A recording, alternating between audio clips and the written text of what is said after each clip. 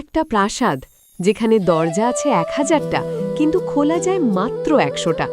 বাকি 900টা দরজা মিথ্যে নাকি লুকোনো কোনো ভয়ঙ্কর সত্য? কেন নবাব ইচ্ছে করে বানিয়েছিলেন এই গোলকধাঁধা? স্বাগতম মুর্শিদাবাদের হাজারদুয়ারি প্যালেসে, যেখানে 1837 সাল আজও নিঃশ্বাস ফেলে। এটা শুধু একটি প্রাসাদ নয়, এটা বাংলার শেষ নবাবী গর্বের এক নীরব ঘোষণা।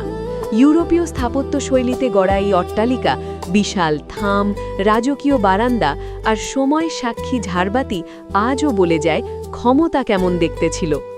ব্রিটিশ আমলের অস্ত্র, পোশাক, দলিল সবকিছু ঝাঁপিয়ে সবচেয়ে রহস্যময় সেই ম্যাজিক আয়না, যেখানে আপনি নিজেকে দেখেন না, দেখেন সেই মানুষটিকে যে আপনার পেছনে দাঁড়িয়ে আছে। নবাবের নিরাপত্তা ব্যবস্থা সময়ের থেকেও এগিয়ে ছিল। প্রাসাদের সামনে দাঁড়ালেই নীল আকাশ ছুঁয়ে থাকা ইমামবাড়া আপনাকে ফিরিয়ে নেয় এক হারানো যুগে। পাশে শান্ত ভাগীরথী, যার স্রোতে ভেসে গেছে ক্ষমতা, ষড়যন্ত্র আর ইতিহাস।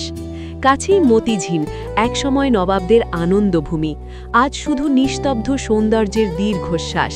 আর একটু দূরে কাটরা মসজিদ, যেখানে ইট পাথরের মধ্যেও আজও শোনা যায় প্রার্থনার প্রতিধ্বনি।